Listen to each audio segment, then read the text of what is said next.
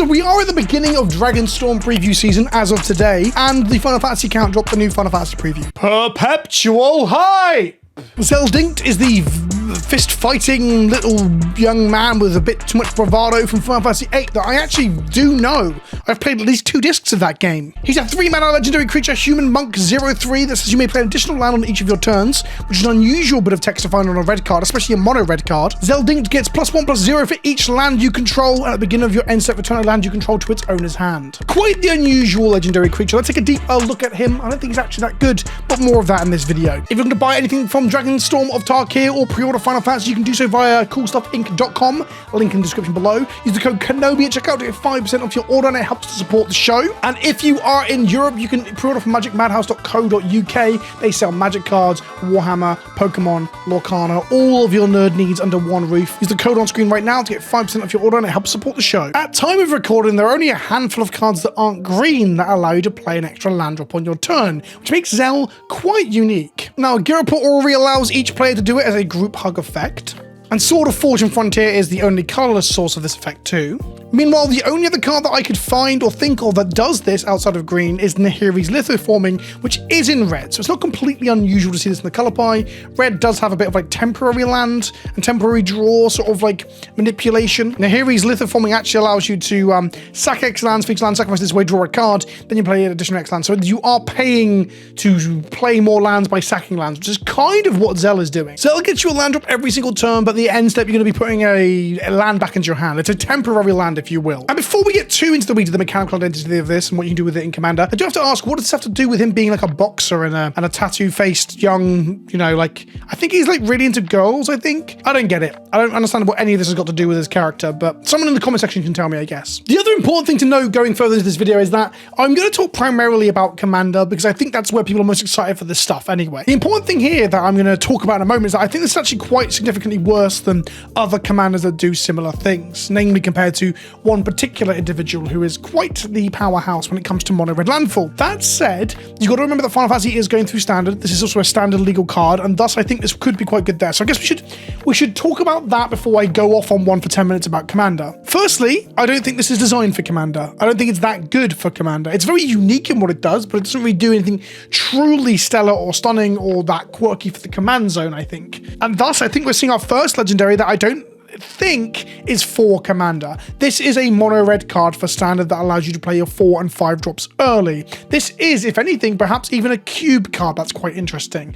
The landfall stuff that it reacts with is often quite aggressive in a way that isn't very good in Commander unless you're playing green. So I do think it's more for cube, more for standard. And I think that's just nice. I think it's nice to see some of this Universes Beyond stuff not aimed specifically at the truly casual crowd. I think if anything, it's going to confuse some of the casual crowd that got in and are playing Commander now in anticipation for the Final Fantasy stuff. I don't see a lot of players coming to Magic to get excited for standard, right? When it comes to Universes Beyond stuff like this or Spider-Man, they're probably coming in for Commander primarily. So I think this is actually an interesting space for mono red, for standard, or perhaps even cube. Anyway, with that out of the way, that's right, I don't even think it's that powerful. I just think it's interesting.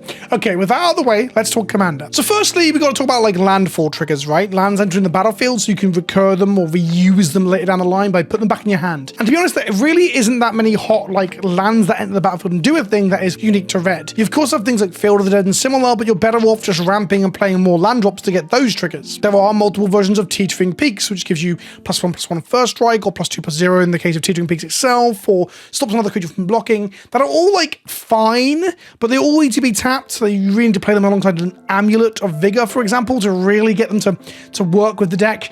And getting +2/+0 to attack with really isn't that hot. It's not that great in Commander. So then we have landfall triggers, or whenever a land enters the battlefield under your control, do something. So Togo is like the king of this in mono red at the moment, or I guess in not even mono red because you can partner with another color. Togo will make you rocks that are artifacts that can be sacked, or increase your artifact count for artifact payoffs, but also you can throw the rocks at people too. So Togo would be included in the 99. But it does beg the question, is Zell better than Togo? I guess Zell enables the land drops, but Togo pays off the land drops. I quite like the payoff being in my command zone, so I can keep playing it and try and play play the enablers in the deck normally. And there are plenty of other landfall triggers we can find. Tunneling Geopede, whenever a land enters the battlefield under your control, deals 1 damage to each opponent, which is a pretty strong effect to do multiple times a turn, although really you want this in a red-green deck where you're making like dozens of land drops a turn, not just 1 or 2. In order to really juice these up in Zell, you're going to want fetch lands. Now that might sound weird because you don't have any extra coloured lands to go and fetch, but if you play every single fetch land that can find a mountain, which includes Fatal Passage, that's Prismatic Vista, that's all of the red fetches, you can go and find mountains, which will allow you to get 2 triggers. If you can recur a land out of the graveyard with Zell in play, so for example, play a fetch land, crack it, get a mountain, have a Crucible of Worlds in play, replay the fetch land out of the bin, crack it, get another land, that's 4 triggers off of Zell's ability, unless you get 4 landfall triggers off your landfall payoffs. The problem is a lot of these payoffs just are very minor, so Tunneling Geopede at 3 mana, at 4 mana you got Spitfire Legak, which does a similar thing. You've got slightly more impactful things like Reckless Pyro Surfer, which is a 2 mana 2/2 with haste. This is whenever a land enters the battlefield under your control, Reckless Pyro Surfer gains Battle Cry until end of turn. Battle Cry being a trigger that when it goes to attack and taps to attack, it triggers and gives all your attacking creatures except for itself +1/+0.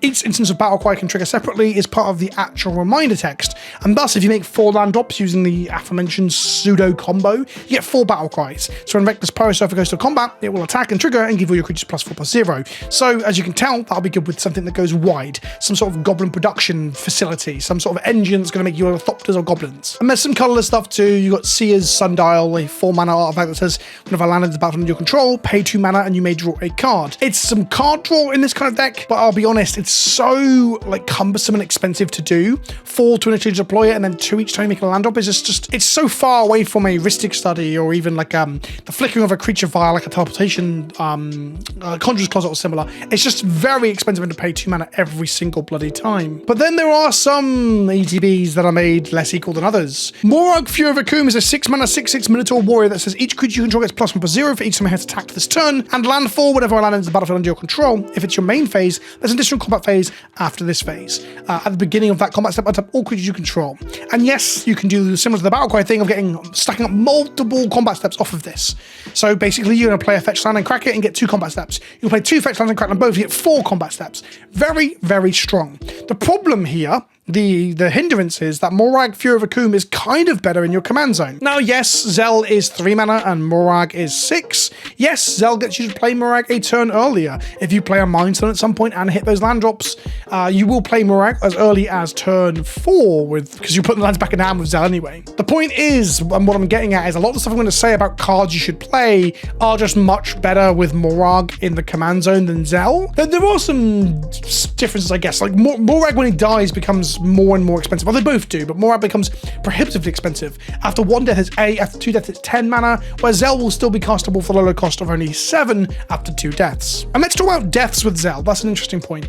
If Zell were to die and come back in the same turn, you still have the same number of land drops. Essentially, the rules for Magic would change a little while back to just count how many land drops you've had so far previous in the turn. It used to be that if you reset a Zell or a Zeus or similar, you'd actually get another land drop. Not anymore. However, Zell's downside at the beginning of your end step, return a land you control to its owner's hand, that only triggers if he's around in the end step. If you can temporarily remove him, like putting him under Parallax Wave, for example, or just sacrificing him, returning him to command zone, bouncing him to hand, and similar, then you don't need to pay for this last part, the at the beginning of end step, return land you control to its owner's hand thing. Now, the problem is the Parallax Wave, for example, which is a temporarily getting rid of him that you can bring him back with, is a white card, and thus Zell feels like it feels better in the 99 as opposed to being a commander. That said, if you can constantly recur him back to hand with something like a Crystal Shard, or more accurately, that's blue, isn't it? Let's talk about Erratic Portal. Erratic Portal allows you each turn to bounce him back to hand after deploying the extra land drop, and thus you don't have to put any more lands back into your hand. You get permanent ramp out of him. Think of it turning Zell into a 3 mana Cultivate. However,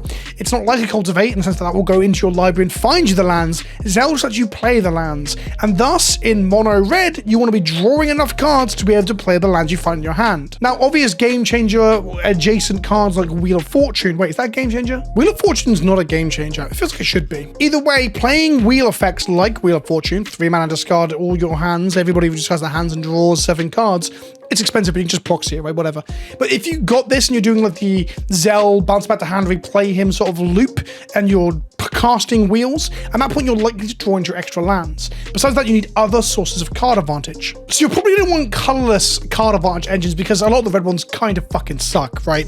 So if you are discarding cards to wheels, and another card I'm going to come to in a moment, Monument of Endurance is one of the hot new ones, right? Every turn that you discard a card through the card discard advantage things like Cathartic Reunions, for example. Well, the Cathartic Reunion costs 2, discards 2, that's not an advantage. Because Unexpected Windfall is close. It's 4 mana for discard 1 itself, you draw 2 and make 2 treasures. It's still not advantage. What the fuck's the one that's advantage? Either way, with a Monument of Endurance adding an extra draw on top of that, all of those effects become card advantage. Another one that I'm really, really hot for is Coercive Portal. At 4 mana, it says at the beginning of your upkeep, starting with you, each player votes for Carnage or Homage. If Carnage gets more votes, sacrifice Coercive Portal and destroy all non-land permanents. If Homage gets more votes, all the votes are tied, you draw a card. So only at the point that you're incredibly ahead on board can the entire table vote against you and blow up the board. Usually you get to draw a card off of it. And if you really want to accidentally blow up the board, another version of this is something like Bottled Cloister. 4 mana, at the beginning of each opponent's upkeep, exile all cards from your hand face down, so you're not going to play any sort of interaction, but at the beginning of your upkeep, return all lands or all cards you own from exile with Bottled Cloister to your hand,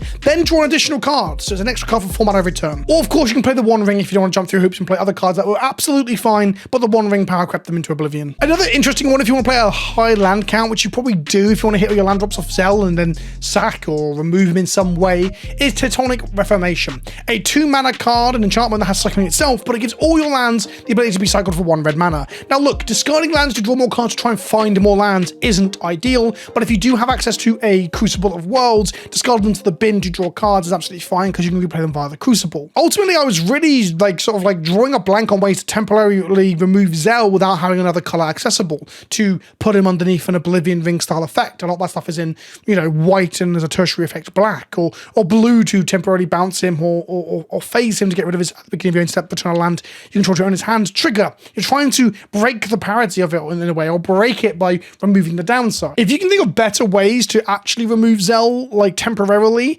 or at least back to hand in red, let me know. There are other ETB effects that are pretty strong, things like Valakut, which likes mountains a lot, Akum Hellkite, which likes mountains a lot, or Jerd Rager, which with 1 fetch land or 2 land drops a turn, you're going to make 2 different players goaded and not attacking you. Pretty strong, but again, all of these things are also pretty strong in the take extra combat steps thanks to a big fucking Minotaur. Now, the one place that Zell does differ to the Minotaur is being a 3-drop, well, that gets a load of power if you can play it and get your land count up high. So you'll probably want to play things like Wayfarer's Baubles and Burnished Hearts, and of course the classic Solemn Simulacrum, in order to not only enable Zell to have an abundance of lands to put back into hand, but to buff his power. Once his power's high, you can strap him up with some Menace or some other evasion like Trample and get into the red zone and do some commander damage, which is what I think he should be doing as the boxer, getting in close up and beating the shit out of people. But honestly, in a game of Commander, and in mono red especially, getting him to be big front end is going to be kind of difficult. I think it's an interesting space, and I really like it in multicolored decks, in maybe not green-red, because green already has an abundance of extra land drop effects, but red-white and similar, places that you can really manipulate him by temporarily exiling him and similar. I don't think he's as good as big Minotaur man Malcolm, or whatever his name is, Katie Morag. That's right, I've got a 2-year-old, I have to watch children's TV, so I think he's more of a 99 than 100, but you can tell me in the comment section below if you think I'm wrong on that. Thanks for watching, I'll see you in the next one. Ta-ta for now.